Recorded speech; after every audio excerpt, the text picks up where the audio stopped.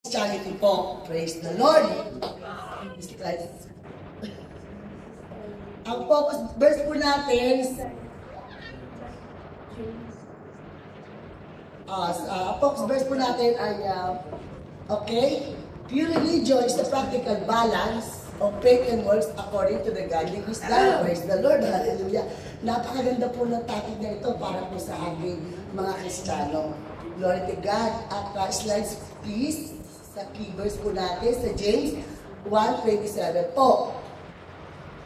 Ang dalisay na relihiyon, tatagulogin ko po andyan naman po ang dalisay na relihiyon at walang dungis sa harapan ng Diyos at Ama ay ito, dalawin ng mga ulila at ang mga babaeng balo. Praise the Lord, ang mga babaeng balo. Amen. Amen. Sa kanilang kapigatian at ingatan ng kanyang sarili na walang dungis sa sanglibutan. Praise the Lord. Hallelujah. Pinapakita po sa talatang ito kung ano ang tunay na relihiyon sa paningin ng Diyos. Una, ito ay pagmamalasakit. Praise the Lord. Pagmamalasakit at pagtulong sa mga nangangailangan. Praise the Lord. Lalo na sa mga ulila at sa mga babaeng balo. Praise the Lord. At sa mga babaeng balo. Praise the Lord. Praise the Lord. Lalo sa mga ulila na walang kayang magtanggol o magtaguy sa kanilang sarili. Ikalawat po, ito ay pamumuhay na may kabanalan. May kabanalan po Praise the Lord, hallelujah. Panatilingin malinis at iwalay sa kasamaan at impluensya sa sanlibutan. So alam niyo na po Kaya nga po, ito na po ang ating po practical na Christianismo. Pwede po basahin niyo po mga kapatid ang sa Santiago 1 verse 1 please. Hanggang 8 po. Sa Santiago. Sa James po, sa English po. Kung sino po nakakita, pwede lang po kumayo. From 1 to 8 po.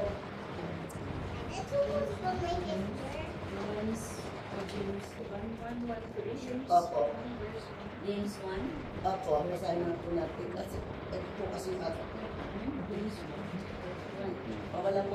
Nakalagay dito. James 1. 1 hanggang 8 po.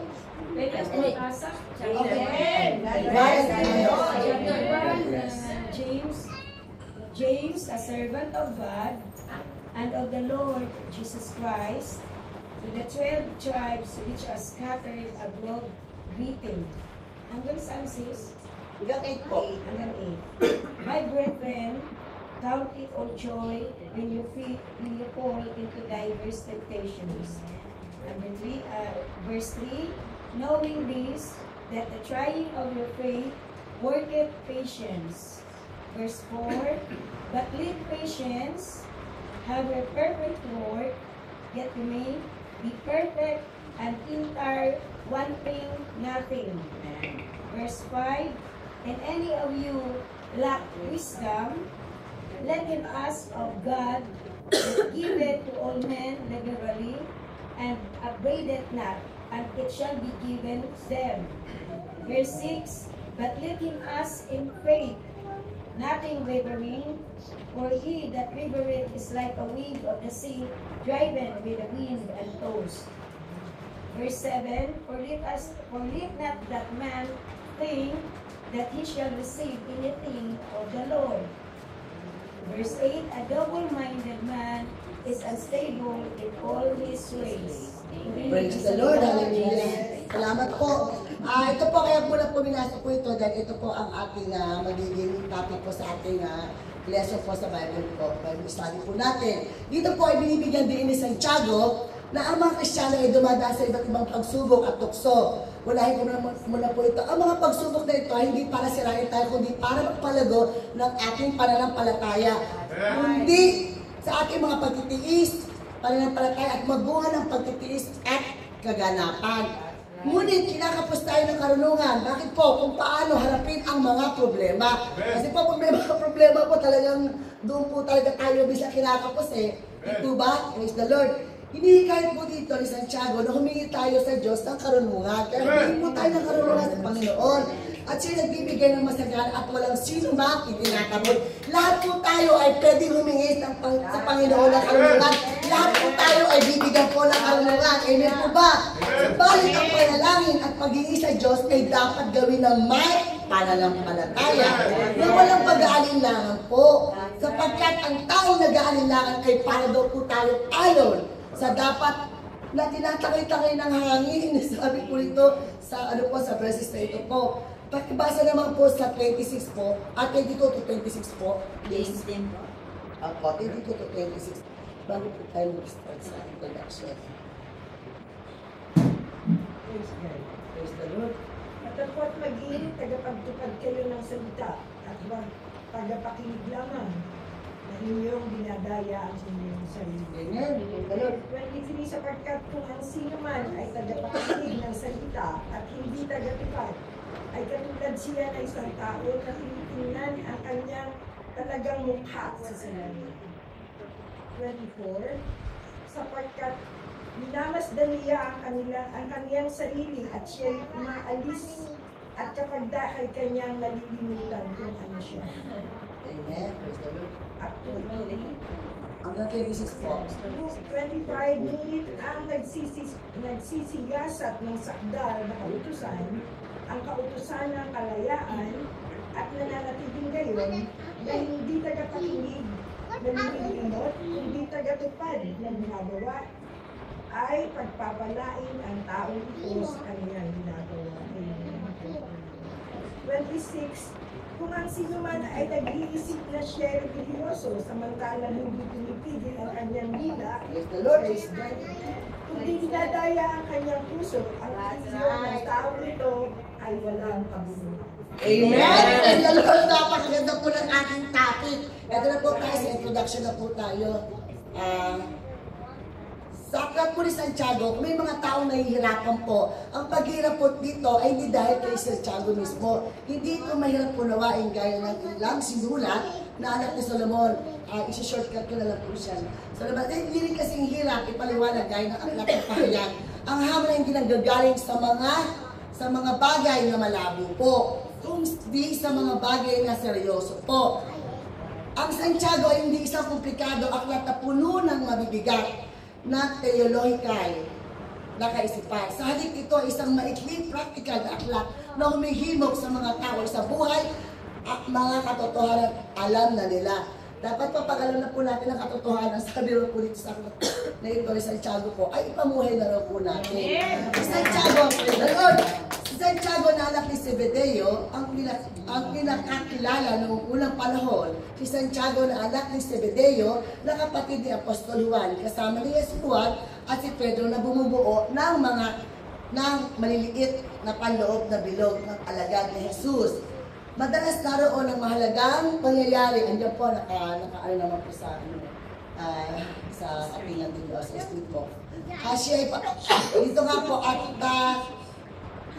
aramihan sa mga scholar din po ay sa mga sang-ayon na may akla na aklat na si Santiago ay kalahating kapatid ni Jesus.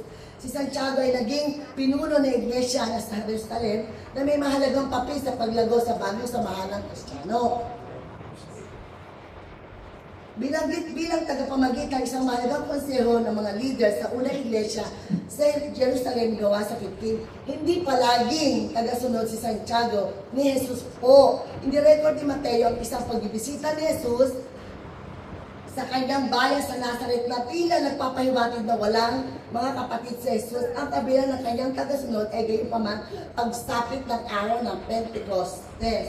At ang Santiago siya ang kanyang mga kapatid kabilang kung dito mula Jerusalem napuspos ng banal na espiritu. Slides please. Sa characteristic po tayo sa pure religion na po tayo. Slides please po. Zero na po natin para hindi po tayo mag-prolong. Sa characteristic of pure religion po, ang katangian ng dalisay. Ang relihiyon po ay pagtatangka ng tayo kalugdan ng Diyos mula noon hanggang ngayon. Lahat ng lipunan sila una man o makabagot, naniniwala sa isang makapangyarihang Diyos kaya mayroong iba't ibang uri ng relihiyon. Ngunit ang pagkakaroon lamang ng relihiyon ay hindi nangangahulugang kabanalan o kabutihan. Ito ang dahilan kung bakit iniugnay sa aklat ni Santiago ang salitang dalisay sa salitang relihiyon sa Santiago po sa 1 verse 27. Sa pamamagitan ng pagkakakita ng mga katangian ng dalisay na reliyon, natutulungan tayo makilala ang kaibahan ng katotohanan at kamalian. Praise the Lord. Napakaganda po ng ating topic talaga. At sa stability po, ang katatagan, slides please. Ang dalisay na reliyon ay nagdadala ng katatagan sa buhay ng isang mananampalataya. Hindi na ditinag, hindi lang po tayo dapat matinag sa pagsubok. Amen! Praise the Lord! O sa tukso, dahil nakaugat ito sa pananampalataya kay Kristo. At sa kanyang salita, tulad ng sinabi sa Santiago sa 1:6 hanggang 8 po. Ang tao daw kung pabago-bago ay parang alo na dapat na tinatangay ng hangin. Ngunit ang tunay na reliyon ay nagtuturo sa matibay na paninindigan at tiyak na direksyon sa gitna ng lahat ng sitwasyon po. Sinulat nga po ni Santiago ang kanyang sulat sa mga tao nagkakawat-akwat po sa ibang lugar. Si Santiago po sa 1:1, sila ay Hudyo nakikikay sa Kristiyanismo dahil sa pag-uusip o dahil sa pangangailangan pang-ekonomiya ay nakatira sa iba't ibang bahagi sa Imperyong Romano. Ngunit hindi lamang sila sa pisikal na kakawat-akwat, kundi pati na rin bilang isang iglesia. Ang iglesia noon ay nasa kanyang kamusmusan. Praise the Lord. Ngayon din po, ang mga Kristiyano noon, ngayon nakakaranas ang tinatawag ni Santiago na iba't ibang tukso. Sabi nga po dito sa Santiago 1:2. Walang pahiwatig ang talata na ang tukso ay optional o mabuting Kristiyano o maaaring umiwas dito. Ang mga pagsubok ay may kakayahang pabaksakin ang mababaw na pananampalataya. Kung may mga pagsubok daw po tayo, at kaya kaya daw po pala tayo pabaksakin pag mababaw ang ating pananampalataya. So dapat po talaga ay dapat malalim po ang ating pananampalataya. Praise the Lord, hallelujah, bilang isang Kristiyano. Pananampalatayang walang malinaw na focus, kaya pinapakita ni Santiago ang kahalagahan ng matatag na pananampalataya. Pananampalatayang nakatuon sa mga bagay na walang hanggan. Hindi po yung pananampalatayang ano na po, kailangan po yung walang hanggan. Diba? Amen. Praise the Lord. Ginamit niya ang unang marami niyang paghahalin tulad upang ipakita ang kabaliktaran ng katatagan at pagiging dalawang isip. Slides, please. Dito naman po tayo sa endurance. Pagtitiis po, minsan ang mga pagsubok, imbis na maging panlabas na pagsubok lamang ay madalas ginagamit ni Satanas po. Ang ating likas ay nasa gitna ng mga pagsubok. Diyan po tayo dinadali, hindi po ba napapasin? Kung saan tayo mahina, doon po tayo dinadali talaga ng away. At lahat naman po tayo dumadaot din po doon, di ba? Praise the Lord. Pero dahil nga may matatag tayo pananampalataya, ay hindi po tayo basta-basta matas na nilang away. Praise the Lord. Hallelujah. Ipinipinta ni Santiago ang isang pangit na larawan ng proseso ng tukso. Una, tinutukso tayo ng ating sariling pagdarasal. Hindi tayo tinutukso ng Diyos. Maaaring subukin o subukan lang. Hindi po ang Diyos na nutukso po sa atin, kundi ang kaaway po. Kaya dapat po maging matalino po tayo. Alam po natin na ang kaaway tumutukso, kailangan po natin siya labanan. Amen po ba? Tapos nagsisimula ang masama, si Satanas ay itinsilang ng masama mula sa ating sariling puso, puno ng pagnanasa, tulad ng pagsubok. Ang tukso ay hindi optional po. Sa Santiago, verse 13 po, sinasabi, pag ang isang tao ay tinutukso, hindi kung siya ay matukso, hindi maiwasan ng tukso. Hindi po ba natin kaya iwasan ng tukso? Of course, kailangan po natin iwasan dahil nasa Panginoon po tayo, di po ba? Amen po ba mga kapatid? Amen. Kasi po alam po natin tukso, di po ba? Praise the Lord. Kung kapag tayo nasa gitna ng pagsubok at sa halip ay hayaan mabunga ito ng pagtitiis po. Kailangan po natin magtiis, kailangan po tayo magbunga ng pagtitiis. Sabi nga po dito sa endurance, endurance is ano po, pagtitiis po, di ba? Yun nga po. Madalas tayong nagtatakang sisihin ng Diyos. Kasi sinasabi, Lord, ano pa naman itong pagsubok na to? Pero hindi po eh. Dapat hindi po natin sinasabi yun. Bakit po? Dahil po ang Diyos ay wag po natin sisisihin ng Diyos o tatanungin ng Diyos kung bakit nangyayari sa akin ito. Wala po tayong karapatan tanungin ng Diyos. Dahil po siya po ang nakakaalam kung ano po ang plano sa atin. Kung binibigyan niya tayo ng pagtitiis, dapat lang po tayo ay magtiis at magtyaga. Praise the Lord. Madalas, kaya nga po, ang binibigyan ng daan, ang ibang makasalanan pagnanasa na mahayag. Yun nga po, wag po natin gawin. Upang tulungan tayo mas maunawaan ang proseso sa tukso, gumamit si Santiago ng salitang kaugnay. Kaugnay na paghili, pagsilang, para po halimbawa, di po ba sa nagbili po, yung mga anak po, ganun po kahirap. Hindi po basta-basta pagsubok ang ibibigay sa atin ng Panginoon. Kung talagang gusto po natin talaga na tayo ay makasunod sa Panginoon, dadaan po talaga tayo sa apoy. Kumbaga, parang po tayong naglilihi na hindi natin alam kung ano talaga ang plano ng Panginoon. Hindi po ba mga kapatid?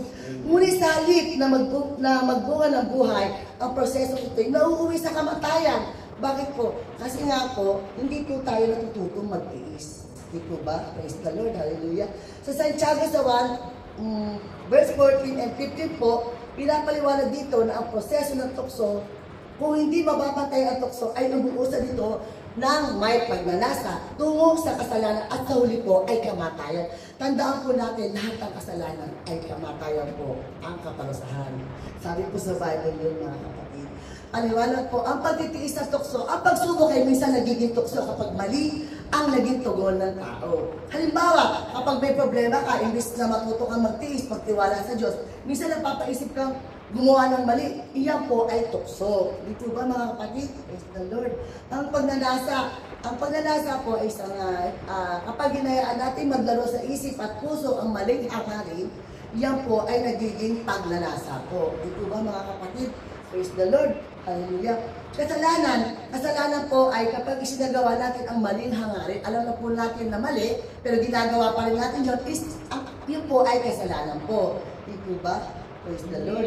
Kamatayan naman ang dulot ng patuloy na pamumuhay ng kasalanan ay kamatayan o paghihiwalay sa Diyos. Kaya po, pag alam po natin ang kasalanan, huwag na po natin gawin, iwasan na po natin. Praise the Lord. Hallelujah. Ang tukso ay hindi maiwasan, pero maaari itong labanan. Hindi natin maiwasan ang tukso pero kailangan natin siyang labanan. Di po ba? Bilang isang Kristiyano, kailangan natin labanan Di po ba? Ang taong nagtatagumpay laban sa tukso ay pinagpapala. Pinagpapala daw, praise the Lord, palakpakan natin ang Panginoon. Kaya mabuto po tayong lumaban, mga kapatid. May pangako ang Diyos. Ang korona ng buhay ay para sa lahat ng matiyagang lumalaban sa tukso. Kaya nga po, laging sinasabi ng Panginoon na nung tukso tayo ng kaaway para po mapatunayan na ating Panginoon na kung talagang tayo ay sa Kanya, na tayo ay hindi magpapatukso. Hindi po ba mga kapatid? Ang aral po para sa atin, hindi kasalanan ng magtukso, pero nagiging kasalanan kapag bumigay tayo. Hindi po ba? Pag bumigay tayo, syempre kasalanan po yun. Sa halip ay sisihin ng Diyos, dapat tayo magtiwala sa Kanya. Magtiwala po tayo sa Kanya sa lahat ng gagawin natin. Dahil ang Diyos ay buhay. Ang Diyos ay nakikita po tayo. Praise the Lord. Ang tunay na tagumpay ay makikita sa pagtitiis, pagdawagi, laban sa kasalanan. Next slide po, please. Sa doers or not just hearers po. Lumagawa hindi lang nakikinig. Ang dalisay na reliyon ay hindi lamang pinangangaral. Ito ay isinasabuhay po. Kailangan po natin siyang isabuhay. Hindi lamang ito sa salita, kundi gawa. Gawa daw po. Hindi ito pakikinig. Hindi rin po ito pakikinig lamang, kundi paggawa. Siyempre, mahalaga ang pakikinig. Siyempre po, mahalaga ang pakikinig. Pagkakaroon ng pananampalataya ng isang tao sa Roma po, makikita po ito sa 10 verse 17. Ngunit, pinalalahanan tayo ni Santiago na maging mabilis tayo sa pakikinig. Maaaring pamilya na ito. Huwag na paulit-ulit, pamilya na ulit, diba? Pero, ngunit ang totoo na nag-iisa lamang ang ating, sabi nga po ito, kahit po pamilya na rin po, ang mga sinasabi po, ang napipraise, pero patuloy pa rin po natin pakinig. Ngunit totoo rin, nag-iisa lamang ang ating bibig at dalawang ating tenga. Marahil idinisenyo ito ng Diyos bilang isang aral sa kahalagahan ng pakikinig po. Ang salita ng Diyos ay hindi maaaring tumubo o magsalib sa ating puso hanggang sa ito'y makating muna sa ating mga tenga. Praise the Lord. Kailangan natin maging maingat at mapanuring tagapakinig ng salita. Kailangan daw po maging maingat. Gumawa si Santiago ng isang halimbawa upang ipakita ang kahalagahan ng pakikinig lamang at hindi paggawa. Ang kahangalan daw po ng pakikinig lamang at hindi po tayo gumagawa. Kumbaga nakikinig lang pero kulang sa gawa po. Hindi kumikilos ay parang taong tumitingin sa salamin. nakikita ang sarili at agad na nakakalimot kung ano ang itsura niya. Pag po tayo minsan, di ba, nakikinig po tayo, paglabas po natin ng Diyos, nakakalimutan na po natin yung mga aral na kumbaga, nakakalimutan po natin yung aral na, ay, bawal pala yun, masama pa rin, ayaw pala ng Lord yun. So, dapat po talagang, wag lang po tayo maging tagapakinig lang. Dapat po natin gawin po. Sabi po, amen? Praise the Lord. Ang pakikinig ng hindi kumikilos, ang pakikinig daw po ng hindi kumikilos, sayang na aktibidad. Magkakaroon ng pagbabago sa ating buhay ang salita ng Diyos kung ito'y ating isabubuhay, ipamumuhay. Ngunit, bago tayo magbago, kailangan nating suriin ang ating kasalukuyang kalagayan. Walang mas malinaw na larawan ng ating kasalukuyang estado kaysa sa Biblia. Ito ang salamin ng ating mga kaluluwa. Praise the Lord. Sa makatuwid, ang dalisay na reliyon ay naiilarawan sa parehong pakikinig. Parehong pakikinig daw po sa salita ng Diyos, pagsasabuhay ito sa ating mga buhay. Halimbawa po, sa simbahan po, kung narinig natin ang aral tungkol sa pagmamahal, pero pag-uwi natin, ay nananakit pa rin tayo ng ating kapwa. Praise the Lord, hallelujah. Yun po. So, hindi lang po, nakikinig lamang po tayo. Ibig sabihin po, ay hindi natin isinasabuhay ang salita. Ngunit, pagkatapos makinig ng sermon, natututo tayo magpatawad, hindi po ba, mga kapatid? Pag nakakaparinig po tayo ng mga sermon, natututo na po tayo magpatawad at magmahal kahit mahirap eh. Doon nakikita ang pagiging doer. Sabi nga po. Sa trabaho naman po, halimbawa din, narinig natin na dapat maging tapat. Pero kung nandarayado po tayo sa trabaho, hindi tayo tumutupad. Hindi po tayo tumutupad. At tuloy ng kagatupad ay sasabi na totoo kahit may kapalit na sa aktivisyo. Sa pang-araw-araw ng buhay, narinig natin na dapat tumulong sa pangangailangan. Kung hindi natin pinapansin o mahirap, nagugutom, na parang wala rin. Pero kung handa tayo magbahagi, kahit kaunti lang ganun tayo, iyon ang pagsasabuhay mo ng salita. Praise the Lord. Slice.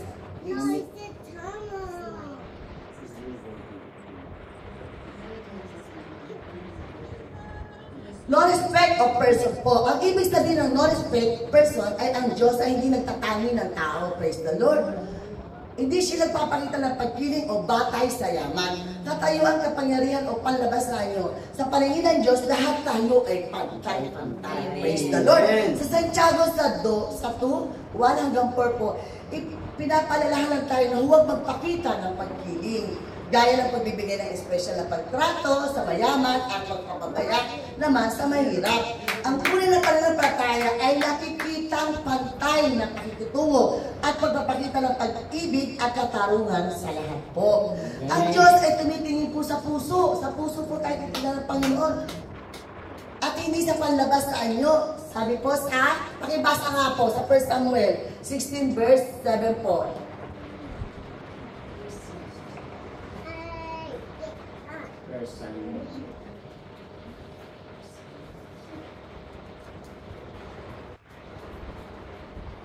Sino po nakakita? Pwede na po kami.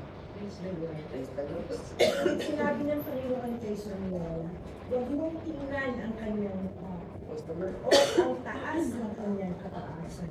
Sapagkat kahit pinakit siya, sapagkat hindi tumitingin ang Panginoon na gaya ng pagtingin ng tao. Sapagkat ang tao ay tumitingin sa mukha, ngunit ang Panginoon ay tumitingin sa puso. Praise the Lord.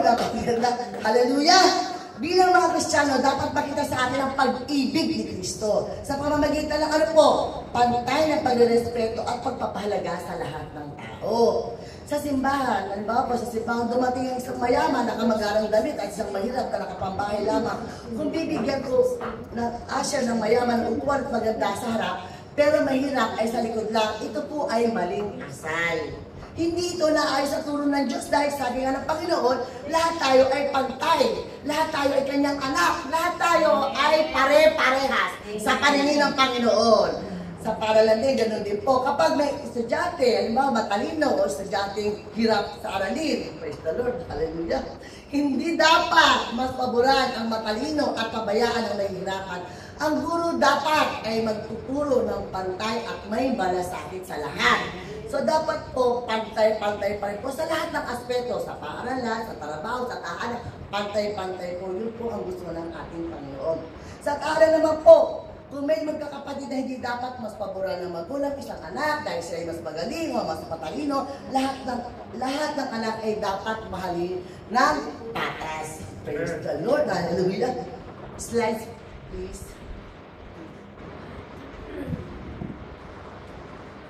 The need of faith, condition of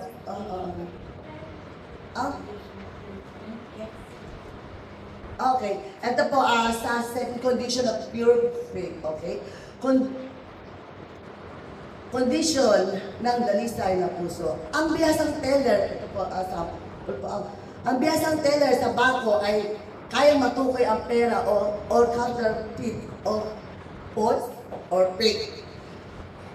Pera, dahil sa kailang mahusay na kalaman tungkol sa kulay ng pera, ang tayong paraan upang matukoy ang pera, matukoy ang peke sa pamamagitan ng paghahambing nito sa tunay. Ganito rin daw ang ginawa ni James sa pamamagitan ng paghahambing ng peke o huwag na pananampalataya. Praise the Lord. Sa tunay na pananampalataya at kitang-kita daw po ang pagkakaiba. Praise the Lord. Kondisyon ng paliwanag po. Ang talatang ito gumagamit halimbawa ang biyasang teller sa bangko. Alam na ng mga teller kung ano ang tunay na pera. Kasi po doon po sila natatrabaho. Kaya alam po nila, di ba? Natutukay dito, tunay na pera. Madali lang matukoy kung peke ang isang bill dahil sa kailangan karanasan at kaalaman. Sa parehong paraan, sinasabi ni James na makikilala natin ang tunay na pananampalataya sa pamamagitan ng paghahambing nito o huwad o peke pananampalataya. Pinapakita na paghahambing na ito, malinaw na kaiba, ang tunay na pananampalataya ay may epekto daw sa ating buhay at kilos ng tao. Samantalang ang huwad na pananampalataya ay walang totoong buhay. Praise the Lord. Napakaganda talaga ng ating Bible. Tulad ng isang teller na hindi mariling lang ang peking pera, ang isang taong may dalisay at tunay na puso makikilala ang totoong pananampalataya at hindi makikinang sa huwad na anyo ng reliyon o paniniwala. Slides po. Next slides po, please. Kaya po, pag alam po ng Panginoon ng ating puso kung tayo po ay peking mananampalataya o hindi, masakit man, talagang dapat natin talagang maging totoong mananampalataya. Kasi ayaw ng Panginoon ng peke at ng huwad. Totoo po yun, di ba? Kapag kaya wag po tayo maging peke, praise the Lord, hallelujah. Ito po ay para sa lahat po. Ito naman po, the need of faith. Ang kahalagaan ng pananampalataya, faith is necessary for salvation. Totoo naman po. Kailangan ng pananampalataya ay para kaligtasan. Ayon sa Efeso, pakibasa po sa 2:8 hanggang po sa 9. Sa Efeso po. 2 verse 8 and 9. Praise the Lord. Sapagkat sa biyaya kayo'y nangaligtas sa pamamagitan ng pananampalataya. At ito'y hindi sa inyong sarili, ito'y kaloob ng Diyos. Amen. Praise the Lord. Sapagkat biyaya kayo'y naligtas sa pamamagitan ng pananampalataya, hindi sa aking gawa, hindi rin po sa aking gawa, sabi ng Panginoon, kundi sa biyaya ng Diyos. Faith is the key to pleasing God. Ang pananampalataya ay susi upang kalugdan tayo ng Diyos, sabi sa Hebreo 11 verse 6. Sapagkat hindi maaaring kalugdan ng Diyos ang tao kung wala siyang pananampalataya. Kung wala daw po tayo pananampalataya, hindi tayo kalulugdan ng Panginoon Diyos. Praise the Lord. Ang pananampalataya ay nagbibigay lakas sa oras ng pagsubok. Tulad po ni Job, di po ba? Sa mga propeta, nagtiis sila dahil nananalig sila sa Panginoon. Dahil nananampalataya po sila. Ang pananampalataya ay natutulak sa atin na gumawa ng mabuti. Sabi po sa Santiago 2, verse 26. Pakibasa nga po, please. Sa Santiago po, sa James 2, verse 26 po. Ano po ang natutulak?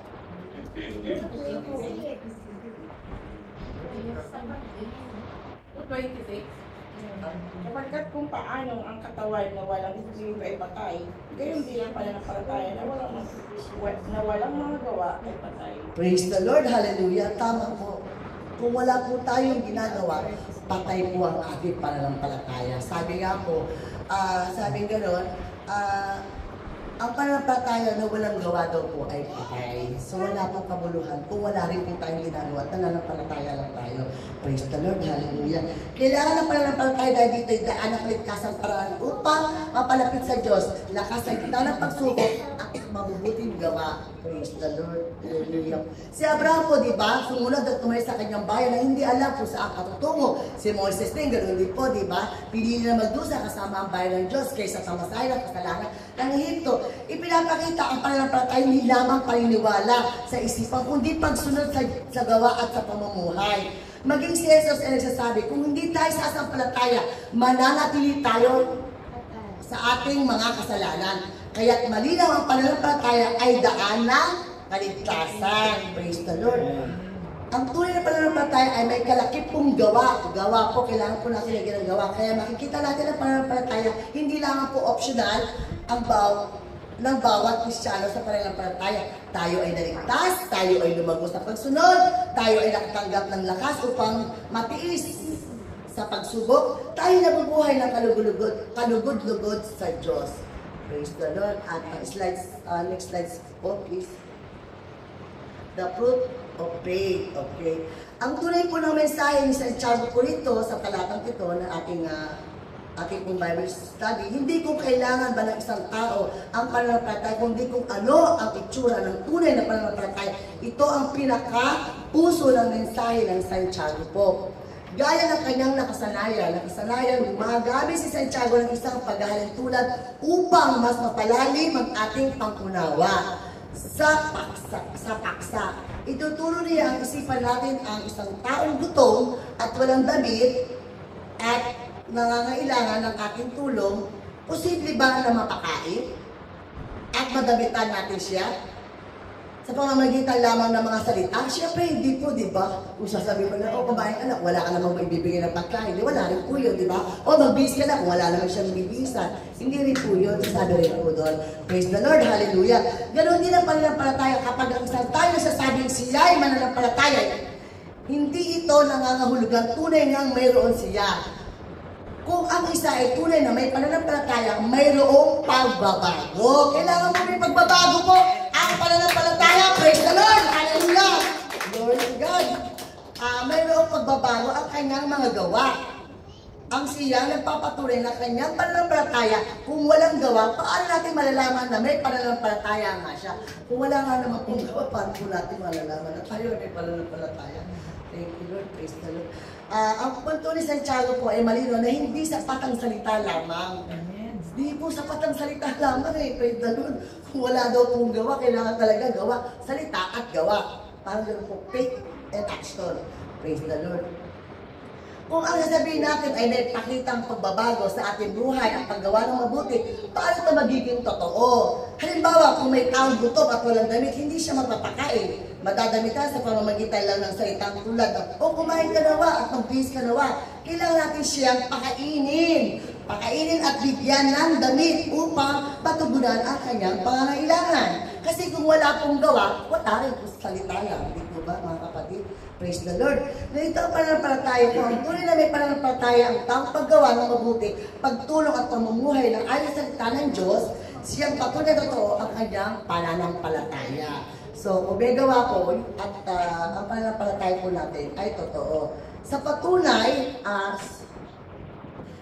na pananampalataya, kung sakaling sumigaw ng sunog, di ba, sunog, habang ang nagkaroon tayo ng start, alam ba, may gawain po, magiging tugon natin ang papakita kung tunay ba natin painiwalaan niyon. Kung ang isang tao yung sasabi kumbinsido siya na susunod. Ngunit nananatili lamang siya nakaupo at kalmado, walang balak tupakas mula sa apoy. Tila ba hindi niya talaga pinaniniwala na may nangyayaring masama? Hindi po ba?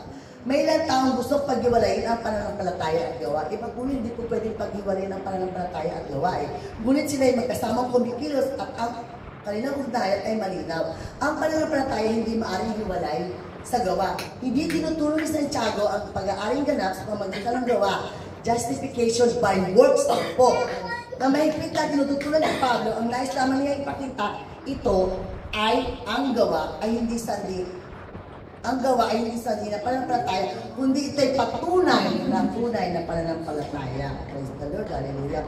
Halimbawa, ang pagsigaw nga po ng sunod, papakita na kung tunay tayo naniniwala, meron po dapat tayo action. Kung naniniwala po tayo sa salita ng Diyos, dapat may action po tayo dahil alam natin, ang salita ng Diyos ay dapat natin sinusunod. At dapat po may action po, di ba? Hindi lamang po action, dapat po natin gawin. Gagawin daw po natin. Kung hindi kumikilos ang isang tao, kahit naniniwala daw siyang may sunod o lumalabas na hindi totoo ang kanyang paniniwala. Naniniwala po tayo na may Panginoon. Ang tanong, sinusunod po ba natin siya? Hindi po ba? So wala rin pong halaga sa Panginoon. Yung kilala natin siya. Ang tanong, kilala ka ba ng Diyos? Yun po ang masakit. Hindi po ba? Mga kapatid, praise the Lord. Hallelujah. Ganito rin ang pananampalataya. Kung tunay tayong pananampalataya, may kasamang gawa. Hindi lang pwede paghiwalay. Hindi natin pwede paghiwalay po yun eh. Patunay na tunay ang ating pananampalataya. Si Santiago po at si Pablo hindi nagkasalungat. Si Pablo nagturo ng kaligtasan sa pananampalataya lamang kay Jesus Christ. Hindi sa gawa, ngunit si Santiago naman ay nagpaliwanag ng mga gawa, ebidensya na totoong pananampalataya. Ano po ang aral dito? Ang pananampalataya ay walang gawa, ay hindi daw po totoo. Nananampalataya ka pero walang gawa, hindi daw po totoo yun. Sabi po dito sa Bible, mga kapatid. Lagi kong dapat may kasamang pagbabago at paggawa ng mabuti. Next slide po, please. Example naman po tayo sa faith. Halimbawa, pumili si Santiago ng 2 tauhan sa lumang tipan, pinakita ang gawa, sumusunod sa tunay na pananampalataya. Ang una niyang halimbawa, si Abraham na madalas tawagin ama ng tapat, lubos, pinupurit, manunulat na aklat sa Hebreo. Sabi nga po nito, ang pananampalataya doon ni Abraham sa Diyos, ang nag-udyok sa kanya na itali ang kanyang anak. Kita niyo po, ang pananampalataya po ng amang anak ni Abraham po, di ba? Pati po ang anak niya ay ibibigay po niya. Dahil po, ang pananampalataya po niya ay may gawa, hindi lamang po sa salita. Hallelujah. Pati rin po sa Genesis po, hindi lamang naniniwala si Abraham. Siya rin ay sumusunod sa Diyos sa pananampalataya. Pagsunod ay hindi mapaghihiwalay. Pagsunod, pananampalataya, hindi daw po pwede maghiwalay. Kailangan po magkasama. Kung nananampalataya ka, wala namang pagsunod sa Panginoon, wala din po yun. At sinusulat din po sa Santiago tungkol sa walang pananampalataya, gawa. Katulad ni Rehab, ng isang katutot, na ipakita niya ang kanyang pananampalataya na kanyang ginagawang espiya sa Israel. Tinulungan po niya makatakas ang mga Jericho. Kasi kung hindi po niya ginawa, paano po makakatakas ang mga tao? Paano po makakatakas? Nananampalataya po siya na meron pong gawa. Praise the Lord, hallelujah. At sa ano po, sa next slide na po tayo para hindi na po mag-po. Praise the Lord. Sa conclusion of pure wisdom na po tayo. Sa aklat ng Santiago, pinapakita ang paraan ng pagkasulat ito, hindi gaya ng sulat ni Pablo na may mali na daloy mula sa pagtuturo ng doktrina hanggang sa aplikasyon ko. Binubuo ito na maikli, ngunit makabuluhang aral na maaaring nakahiwalay sa isa't isa. Isang pinakabuod na tema, parehong aklat ng karunungan. Ibig sabihin po, ang tunay na karunungan ay hindi lang nakikita at kaalaman, kundi sa tamang pamumuhay. Matalinguhan tayo, sabi ng karunungan, hindi lang nakikita sa kaalaman, kundi sa pamumuhay din po. Ang karunungan na galing sa Diyos ay makikita sa gawa. Sa gawa po, pagiging magpakumbaba, matyaga, sa pagsubok, maingat sa paglalita, praise the Lord, hallelujah. Patas sa pakikitungo sa tao, at matapat na naglalakad ayon sa pananampalataya. Kaya masasabi na ang Santiago, practical na gabay kung paano mamuhay bilang isang Kristiyano o araw-araw. At ang dalisay sa karunungan ay bunga ng pakikinig, pagsunod sa salita ng Diyos. Pakikinig naman daw po ito at pagsunod sa Panginoon.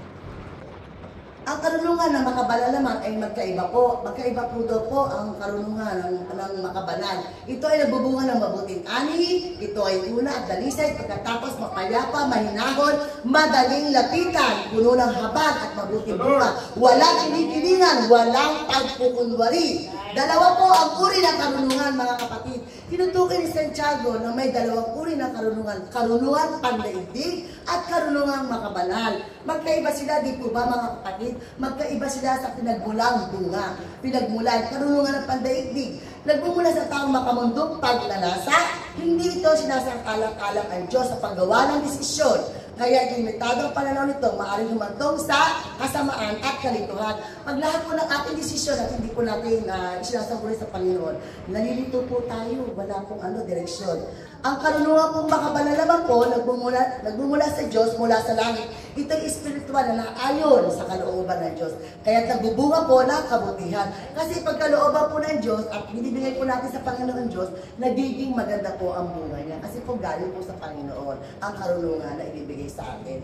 Karunungan pandaigdig po, nagtutulot ng inggit, pagtatalo at iba pang masasamang gawa.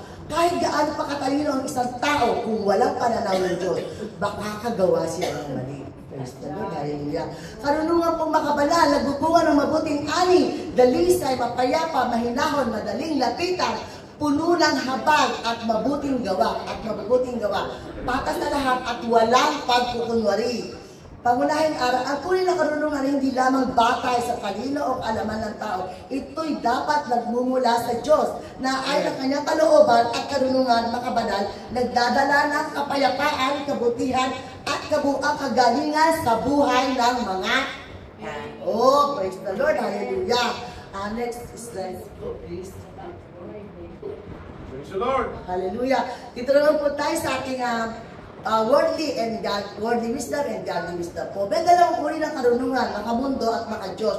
Ang makamundo ay pansamantala at nagdudulot daw po ito ng gulo. Pero ang makadiyos ay nagdadala ng kapayapaan at kaluwalhatian sa Diyos. Ang tunay na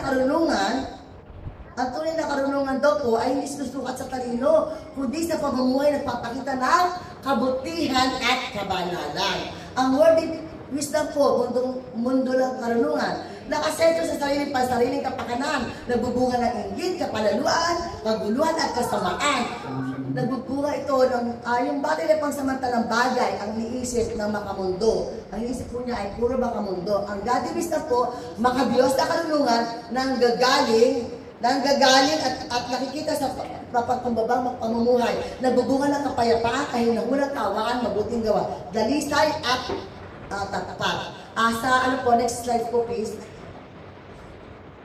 Kailangan natin makalahit ng karunungan upang maiwasan natin pamunuan ng ating sariling bakamundo. Pagdanasa at laman, tinanong si Santiago mula nga balag mula ang mga digma ng alita ng mga nyo. Tinutukay ang ugat ng alita sa ating problema ay makamundong pamumuhay po. Ayon sa laman, ang ilang tao, mga digma sa alita ng magkakapatid, sa pamilya, sa trabaho,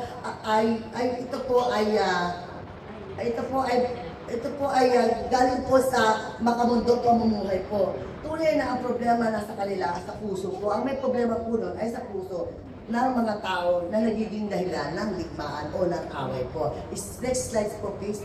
Wisdom of spiritual life. Ang talatang ito ay nagtuturo ng paglago ng spiritual ng buhay na nagsisimula sa paglapit ng Diyos. Kung gusto mo pong lumago, lumapit po tayo sa Diyos. Hindi po tayo lalago kung hindi po tayo lalapit sa Panginoon. Kung tayo po, ngunit paano tayo lalapit sa Kanya? Una, sa pamamagitan ng pag-ani ng ating kasalanan, paghingi sa ating puso. Lumapit po tayo palinis po tayo sa Panginoon at aminin po natin na tayo nagkasala. Upang sa ganun po, hingin natin sa Diyos na baguhin tayo. Pangalawa po, ang tunay na spiritual, buhay ng Panginoon, kababaang loob. Maaari tayo ay sumusunod sa Diyos sa palabas, pero kung wala tayong kababaang loob, maaari pa rin makontrol ang ating sariling buhay, hindi tuluyang magtiwala. Yun po. Sa next slide po please, dapat tayo lumapit sa Kanya paraan upang lumapit sa Diyos, ipagtapat ang ating kasalanan. At sa karunungan naman po, pagtsatsaga, sa next slide po please, sa pagtsatsagaan, maraming tao sinusulatan sa Santiago na ngayon ay nakakaranas ng iba-ibang pagsubok po. Kaya dapat po, pag tayo po'y dumadaan sa pagsubok, pinapalalahanan po tayo ng Santiago na mahigit na buhay kaysa sa mundo ito. Pagbibigay ng lakas ng loob sa pamamagitan ng pag-iisip tungkol sa langit. Next slide po please. Lapit na po. Karunungan ng pagpapasensya, hinihimok muna ni Santiago ang makinig tayo at magkaroon ng pagtitiis. Magkaroon daw po tayo ng pagtitiis. Yun po ang laging sinasabi po ni Santiago, pagtitiis at paggawa. Mga huling payo po ni Santiago para sa dinaran at paghihirap, manalangin lang po tayo kung tayo po ay nagdurusa at humingi po tayo ng nailigtas tayo ng Panginoon. Praise the Lord. At ito po ang aking summary po sa akin ang summary. Ano yung application po? Ito, next slide po sa affliction po. Ang bawat pagsubok ng buhay, bawat Kristiyano, hindi maiiwasan. Tayo po, tandaan po natin, mahina man o masama ang isang Kristiyano, bagkus ginagamit tayo ng Diyos para po subukin at pagtibayin. Okay po?